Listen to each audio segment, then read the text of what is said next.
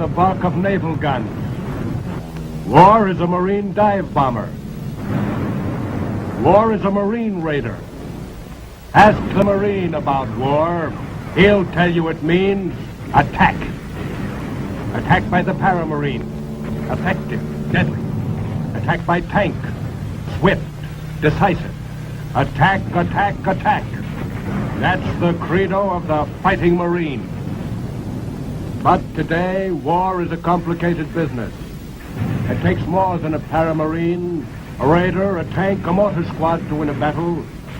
It takes more than planes, more than sharpshooters, more than spirit and guts. Somewhere between the battlefront and the home front, a tremendous machine of administration is in operation 24 hours a day. The Herculean task of providing proper transportation for troops, of making out reports, of classifying and transferring the thousands of new Marines. The success of a battle 7,000 miles away depends on these people who sort and file away and punch out millions of paper bullets every day. The job of keeping a war machine running efficiently requires the services of thousands of Marines.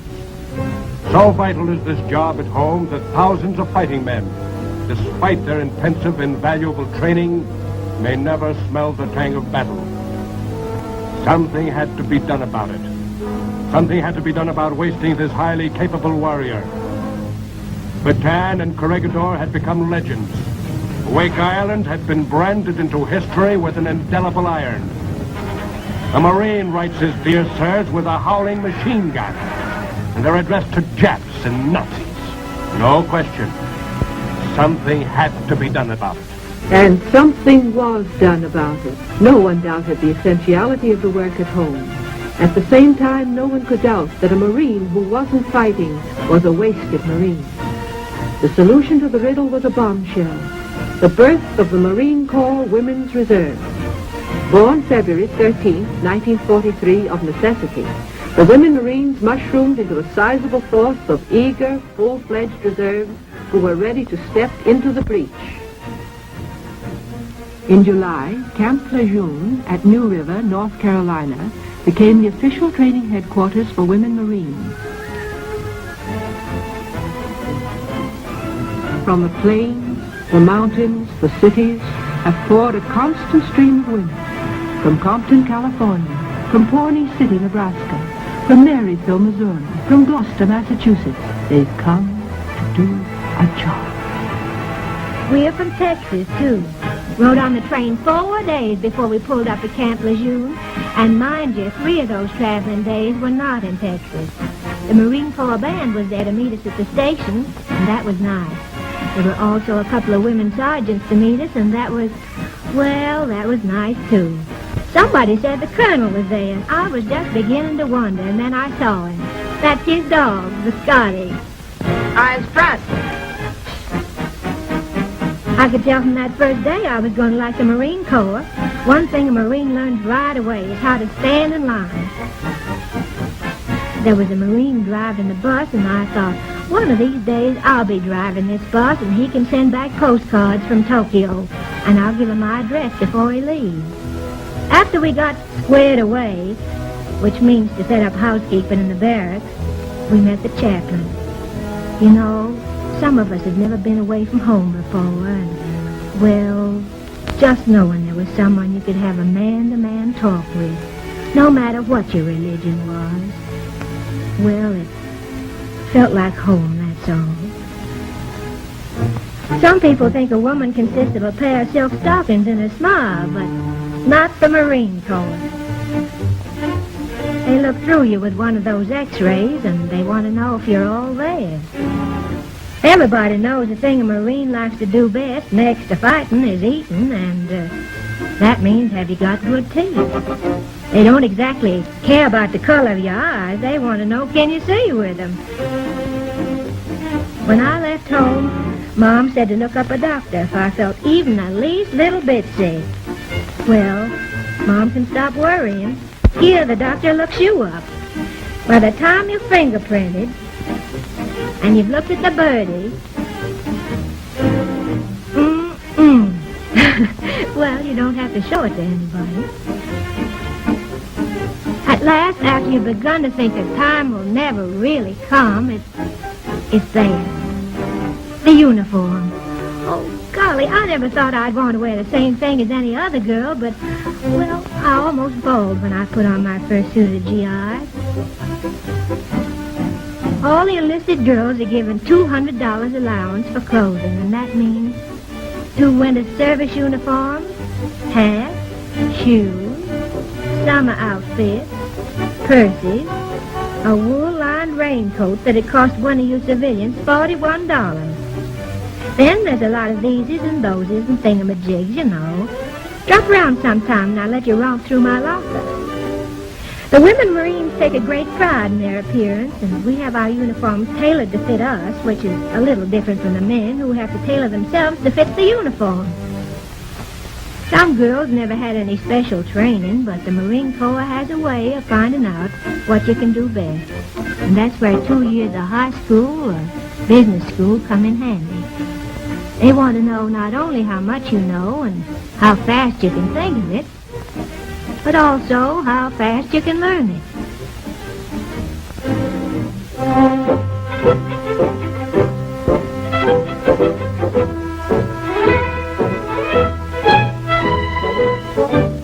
My very dear friends, this is a GIDI, government-issued drill instructor to you.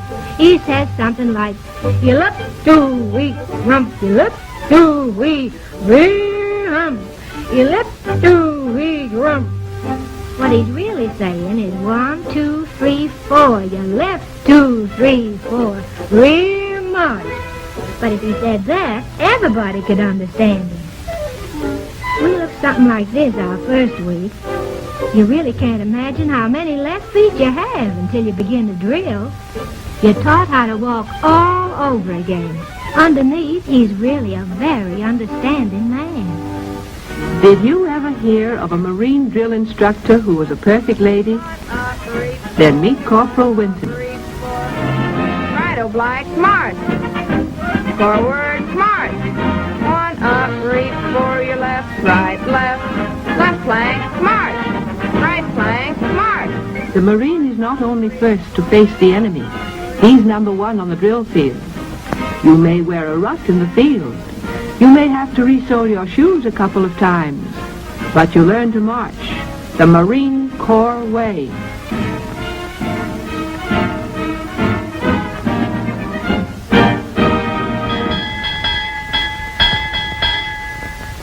However, it's not all thunder and double time in boot camp. There are times when you get a chance to become acquainted with your mate. You smoke a cigarette, listen to the other girls talk. Maybe you tell them about the boyfriend in the Solomon Islands. You answer the best gift the folks back home can give you, a letter. You find out that Pa is getting ready for the spring planting. Ma's got a blue star up in the window for you. Your kid brother is going to graduate from grammar school. It's a piece of home. It's not only permitted, it's encouraged. After all, a girl has to keep up her morale. Make sure the fingernail polish matches the hat cord in color, though. That goes for the lipstick, too. By the time 6 weeks have gone by, you'll learn that women Marines look smart, not obvious. We learned a lot of things about drilling in 6 weeks. You can tell that by the rhythm of the steps. You can feel all the heels hit the ground at the same time. The music beats out the cadence. Nobody calling out left, right. You don't need that anymore. It's hard to remember that little girl who got off the train 6 weeks ago and didn't know her port leg from her starboard. And they know we've got our marching legs on, too. They can tell we're Marines and good ones. By the time you're passing by the reviewing stand, your heart is doing nip-ups. That's one time you'll never forget. Your eyes get kind of misty and you don't know what to do with that lump in your throat. Maybe you can't see me, but I'm down there somewhere. A pocket full of pride and all. A boot no more. Private first class and a full-fledged Marine. Saturday in camp is an American Saturday.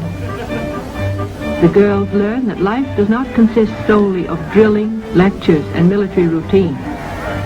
They are now permitted to exchange heartbeats with the men.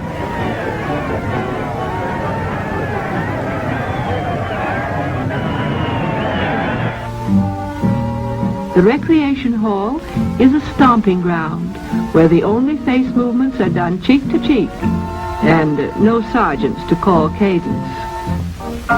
It's an old story in a new setting.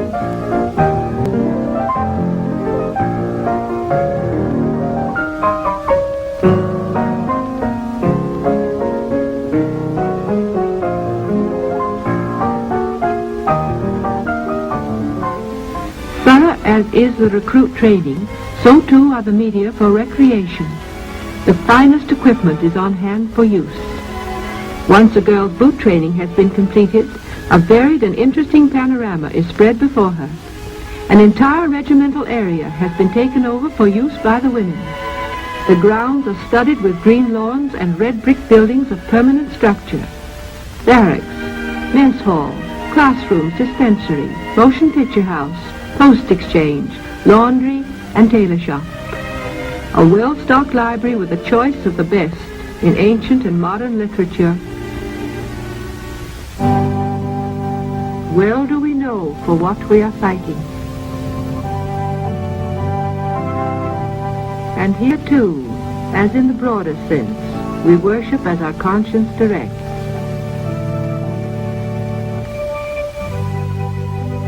Regardless of creed, or color, or sex. Far from home, alone, the woman Marine finds extended to her the friendly quietude of church services. A fervent prayer for those who have died, for those who shall live, for our cause, and the part we must play in it.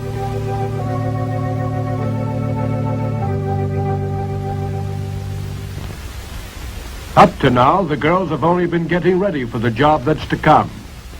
For in order to better understand the task that lies before them, the women Marines are shown the weapons with which their mates are fighting this war. They learn from actual demonstration that this is no storybook war of chocolate soldiers. It's the real thing, just as theirs is a real job. A job offering little glory and a great deal of hard work. Sometimes wearisome work, but nevertheless a necessary part of the All-American team, and it's teamwork that's going to kick Tokyo for a field goal. The indoctrination period over, they now will be assigned to attend various schools. Known for efficiency in the field of battle, the Marine Corps lives up to its standard in the classroom. More than 15 schools teaching scores of subjects are turning out skilled craftswomen to take over jobs.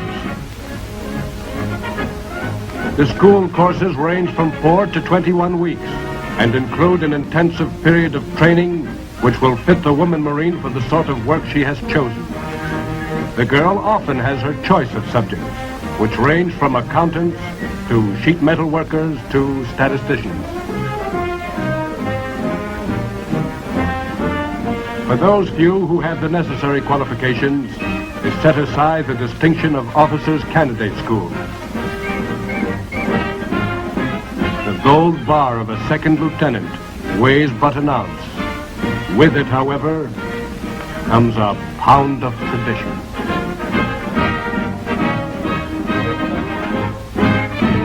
This is the highlight in a candidate's life.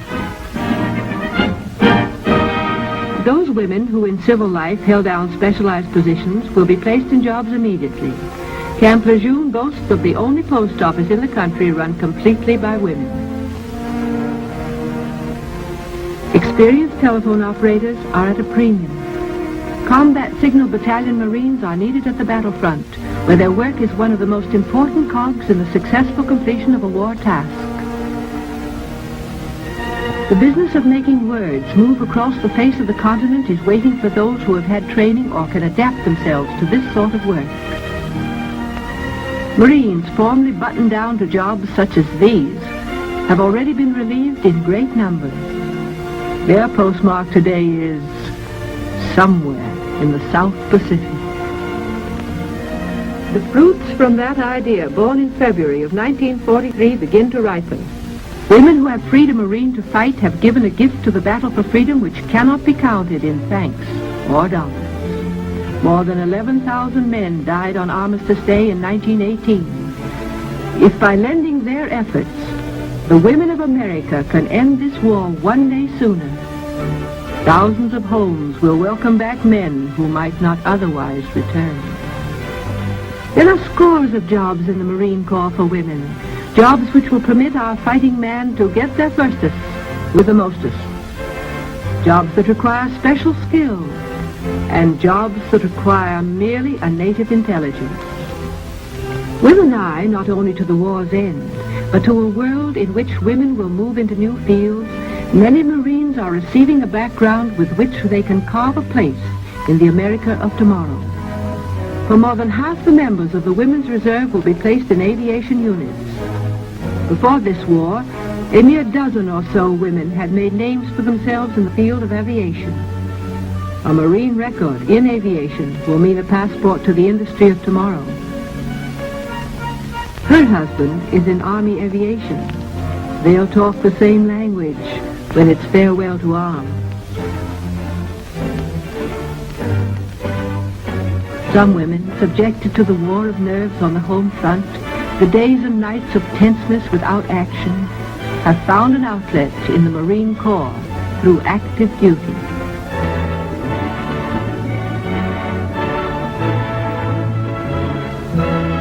Aerial photography is an integral part of modern warfare, and today women are fast becoming the prime exponents of aerial photography.